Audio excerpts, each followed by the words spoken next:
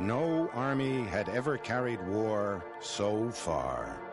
They conquered an empire from the Persian Gulf to the Mediterranean Sea. They despoiled the great city of Babylon and enslaved the tribes of Israel. Even the Pharaoh of Egypt paid them tribute. Their army became the largest yet seen, their warriors the greatest, and their warfare the cruelest.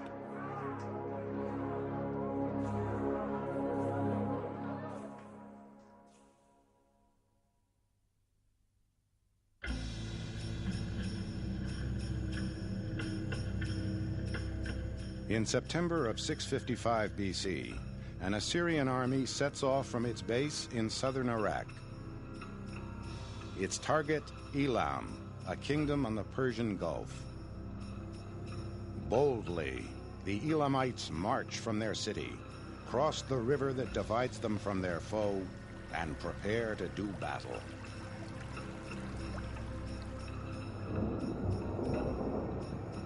At daybreak, the first Assyrians come into view.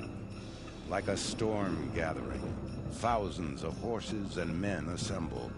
The signal for attack is sounded, and the chariots charge.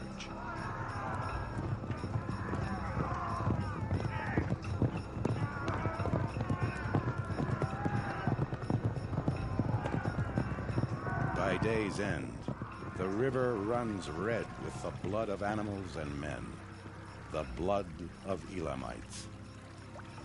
In their hour of victory, the Assyrians are proud and cruel.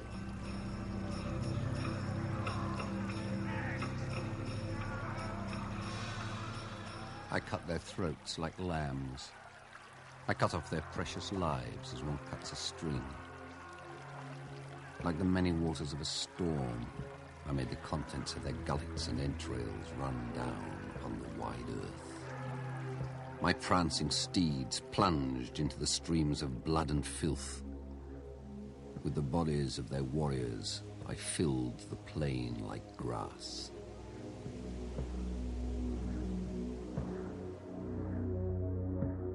Among the victims, the Elamite king. Tuman, king of Elam, fled to save his life and hid in a wood. The crossbar of his royal transport broke and it overturned on him. In desperation, he said to his son, "Use your bow." Tuman's son tried to save him, to no avail. The king was caught and beheaded. The trophy was taken to the Assyrian king, who slashed it and spat on it. Then he hung it on a tree for all to see, while he celebrated his victory with a banquet. Tuman's followers suffered no less. Some were made to grind up the bones of their dead. Others were flayed alive.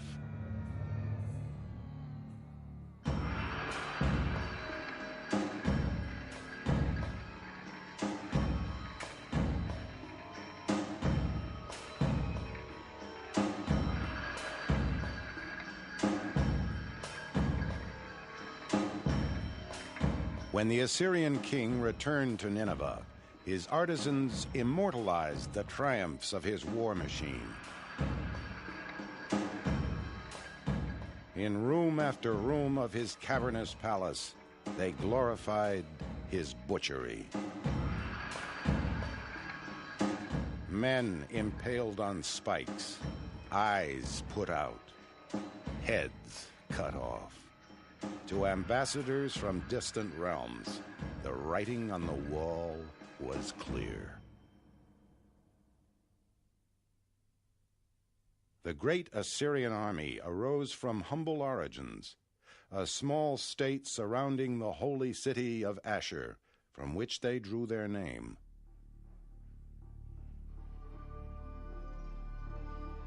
Well situated in the rain belt of what would become northern Iraq, Assyria grew up on the fertile banks of the river Tigris, a kingdom as prosperous as the land. But these plains, so inviting to be tilled, beckoned to be plundered. In one hand, a farmer needed his plowshare. In the other, a sword.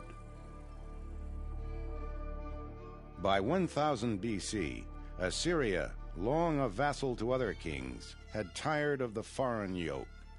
As regent of the gods on earth, the king of Assyria was divinely sanctioned to wage war. Ashur, father of the gods, empowered me to depopulate and repopulate, to make broad the boundary of the land of Assyria.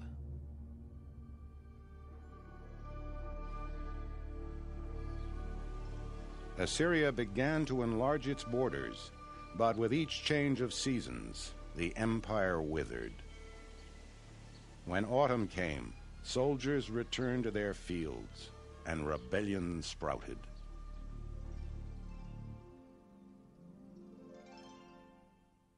In 745 BC, a new king took the throne and changed history. Tiglath-Pileser III vowed to make Assyria forever strong with a standing army.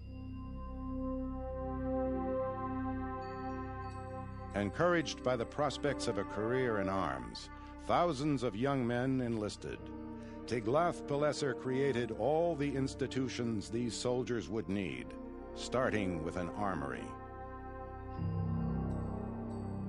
To provide proper arrangements for the camp, to look after the steeds, the mules, the chariots, the battle equipment, and the enemy booty. Iron was the backbone of the army. Each soldier was issued a conical iron helmet, a sturdy breastplate of interlocking strips of bronze, and strong leather boots. The tallest men served as spear carriers, wielding an iron-tipped lance. When they locked with their foe, they would reach for their dagger. Some soldiers became archers. Some carried no weapon at all. Their role was to protect other warriors. They gave cover to archers with shields 4 feet high, hammered out of leather, faced with bronze, or plated with wickerwork. At the festival of the New Year, the king inspected his army to ensure it was always ready to fight. Fed, clothed, and armed at his expense, the Assyrian warriors became the most professional army the world had yet seen. Well equipped as they were, the Assyrians sought more: horses for their chariots, iron for weapons, timber for siege engines. To acquire these tools of war, the Assyrians campaigned farther and farther afield and brought back the spoils of victory.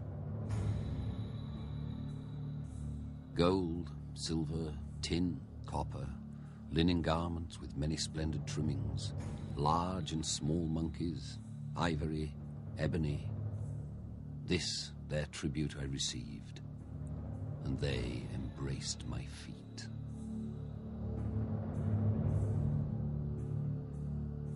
From his throne in Nineveh, the king knew where the peace was kept and where it was broken. Messengers relayed signals from fire towers or wrote dispatches on clay tablets. In 701 BC, the Assyrian king Sennacherib received troubling word from the province of Judah. Its king refused to pay tribute. Sennacherib was furious. He mobilized his army, tens of thousands strong, then swelled its ranks from states who owed him allegiance. Get together your prefects and the horses of your cavalry immediately. Whoever is late will be impaled in the middle of his house. Before the Assyrians set off, priests sacrificed bulls and goats, and the troops prayed to Ishtar, goddess of war. O thou, heroine among the gods, like a bundle rip him open in the midst of battle. Raise up against him a tempest, an evil wind.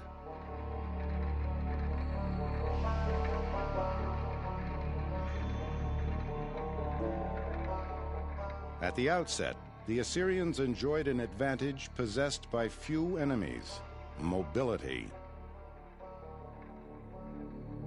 They would travel along good roads, maintained by the shovels of prisoners of war. On flat land, they could advance 20 miles a day. The king rode at the front among his cavalry and chariots, followed by his infantry. Behind them all snaked a long supply train, where craftsmen made weapons as they rode.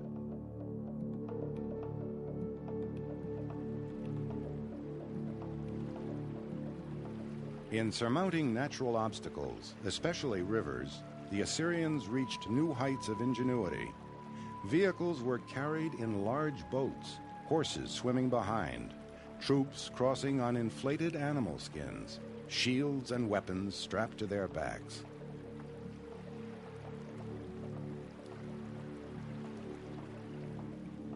Living off the land, such a host would not have gone far. Because the king had set up huge granaries throughout the empire, his troops could campaign up to 300 miles from a base of supply. Truly could the king of Assyria make his power felt far and wide. Without such supplies, they could not feed the herds of horses so vital to the Assyrian army, whose most feared weapon was the chariot. Like the Egyptians, the Assyrians had improved on the clumsy four-wheeled carts of Babylonia. Massing their two-wheeled chariots like shock troops, they broke an enemy's line and showered it with arrows and spears. Into this chaos, the cavalry, waiting on the flanks, charged. Whoever fled was run down. Whoever remained was picked off by archers and spearmen. But the Assyrians avoided shooting horses. So important were they that the king appointed officials to oversee their capture, mostly taken from northern Iran.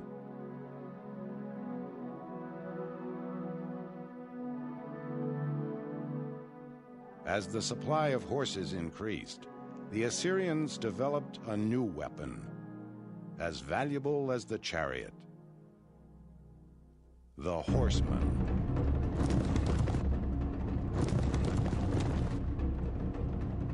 At first, he was merely a cheaper version of the charioteer, two men manning two horses. One steered and held a shield, while the other used his bow.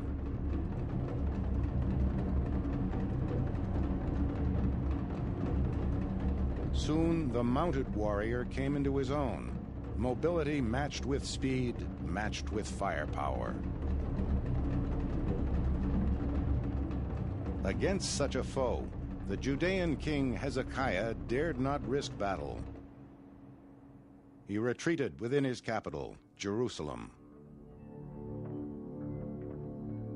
All over Judah, his subjects fled to their own towns. Their narrow streets overshadowed by high walls up to 20 feet thick. To withstand the siege that would surely come, Hezekiah dug an underground channel to bring water into Jerusalem.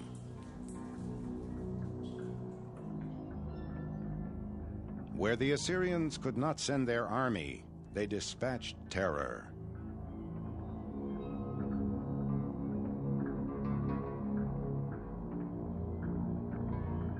At Jerusalem, a high Assyrian official strode up to the walls. He spoke not to the king and his Jewish commanders in the language of diplomacy, but to the defenders on the battlements in their native Hebrew. I am talking to the people on the wall, who will have to eat their excrement and drink their urine. Hezekiah cannot save you. And do not let him persuade you to rely on the Lord. The Emperor of Assyria commands you to surrender. While he delivered this threat, the promise of doom was being fulfilled 30 miles to the south at the town of Lachish.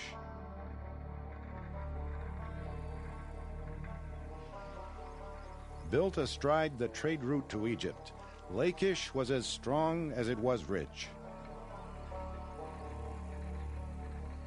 Behind its steep slopes and high walls, its defenders were confident of holding out.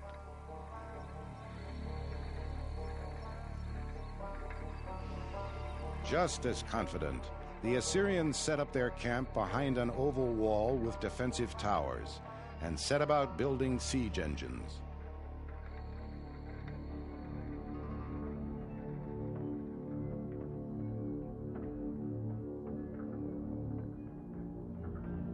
The wooden walls would protect the soldiers inside as they manned an iron battering ram. With it, they would pound the weakest point in the city's walls. Lachish's weak point was its gates. To approach them, the Assyrians first had to erect earthen ramparts covered with timber. Over these, the siege engines were slowly wheeled. The king marshaled his forces. Stone slingers at the rear, then the archers protected by their tall shields. At the very front, the spear carriers who would storm the walls. Together, they advanced, safe behind their huge siege engines.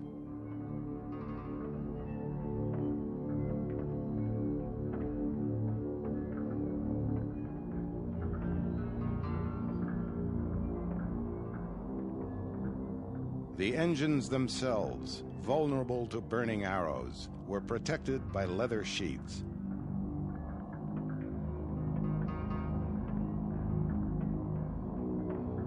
A soldier holding a huge ladle would douse any fire that broke out.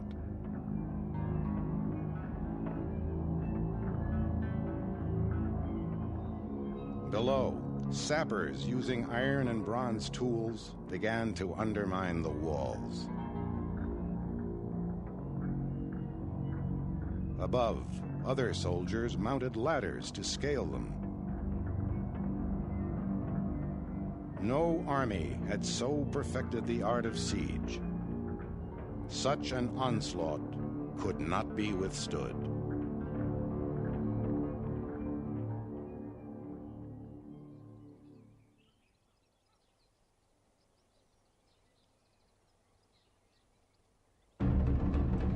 When finally the walls were breached, the Assyrians rushed in, shielded by Ishtar, goddess of war. Thy face shall not turn green, thy feet shall not tire, thy strength shall not fail thee in the heat of battle. Ishtar spoke the truth, but the carnage was unspeakable.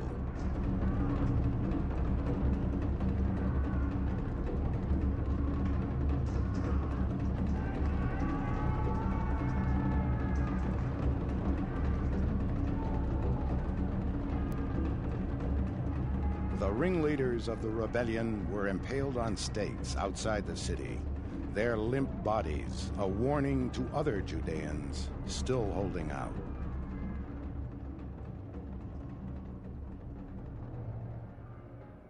King Sennacherib rewarded his soldiers with their share of quivers, daggers, bows, furniture, and goblets. Not all tasted the fruits of victory.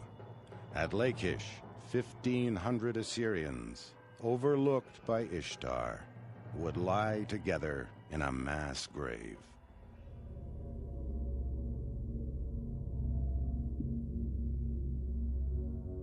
Meanwhile, King Sennacherib made good his losses and counted his spoils. 200,000 people, great and small, male and female. Horses, mules, camels, asses, cattle and sheep, without number.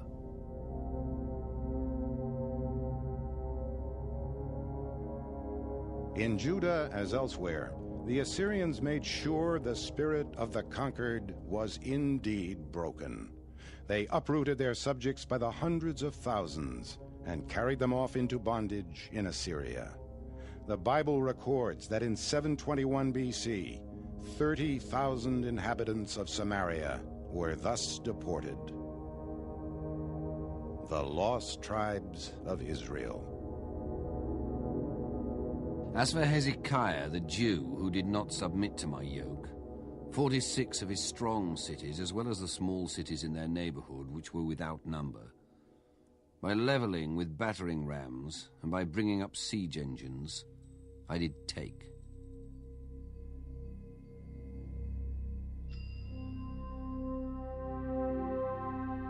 In the 50 years after the subjugation of Judah, Assyria pushed its borders to their farthest. In 675 BC, its warriors marched more than 1,000 miles and conquered Egypt.